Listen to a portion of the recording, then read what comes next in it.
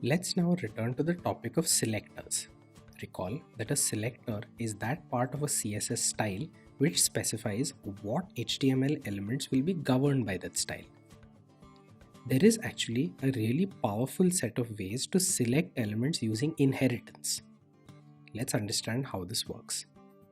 We already know that it's possible to select elements using their class name or using their HTML tag or using their ID attribute. What we are about to learn is how to select elements using a combination of the class name and the HTML tag, but this time where the class name takes precedence. What you see now on the right is a style. This style will apply to any div element which happens to reside under a class name equal to course. And the reason that this is so powerful is that it now will check. It will cycle through all of the HTML. It will find all div elements which appear under a nested element of class name equal to course and apply this rule to them. This gives us an incredible amount of power.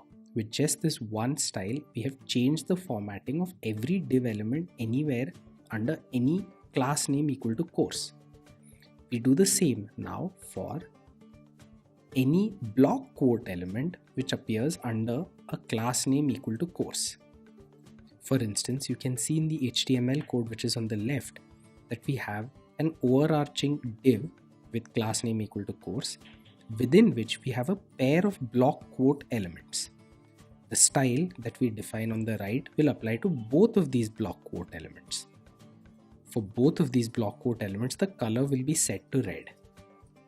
And what makes this even cooler is the fact that we can apply this kind of formatting or this kind of styling also to ID elements. As always, the style, because it applies to an ID element, starts with a hash. What this is going to do is search for an element whose ID is equal to best selling ID. It will then search for all block quote elements which appear nested within this element, and it will apply the style to them.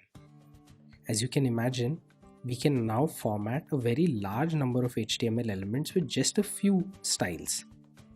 This, however, also leads to a fascinating question. If there are multiple style sheets and multiple selectors that apply to the same element, which one of them will take precedence? Which style will finally be applied to any given element? This is an excellent question. And the cryptic answer is the most specific style will apply. That answer by itself might not make a lot of sense, so let's get a little deeper into the types of style sheets. Where can styles come from? Well, they can come from style sheets, of course, but it turns out that there are at least 3 types of style sheets. There are developer style sheets, which we've been talking about all through this class. There are the default browser style sheets, which apply to any elements which do not have a developer style sheet.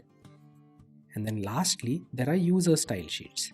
User style sheets, they're interesting, so we'll just take a second to talk about them.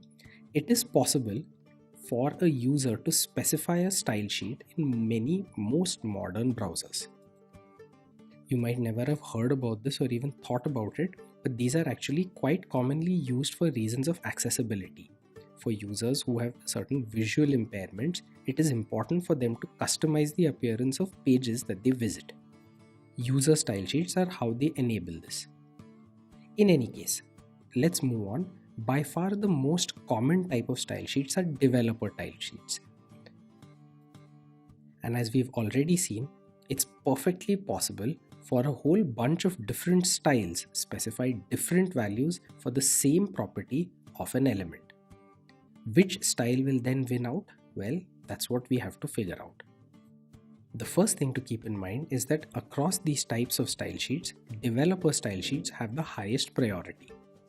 Let's for now ignore the others. Let's restrict this discussion entirely to developer style sheets. But the original question still stands. You can define a whole bunch of CSS selectors in a whole bunch of different rules. Any given element might be selected by multiple of these CSS styles. And these different rules might easily have conflicting styles for the same property on the same element. The question then is, which property value will win? The answer is the most specific one. It's possible that this answer doesn't really hold a whole lot of information for you. So let's take a whole bunch of examples and see what precisely we mean by the most specific style. Let's say that we want to figure out the color of the text in a particular element. We first need to figure out what CSS selectors will select this element.